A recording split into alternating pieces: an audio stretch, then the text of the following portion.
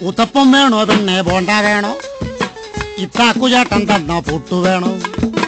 ഉത്തപ്പം വേണോ പിന്നെ ബോണ്ട വേണോ? ഇത്താക്കുചേട്ടൻ തന്ന പുട്ടു വേണോ? കദളിപ്പഴവും ചേർത്ത് കടല പരിപ്പും ചേർത്ത് നൽകിയിടാം പാൽപ്പായസം.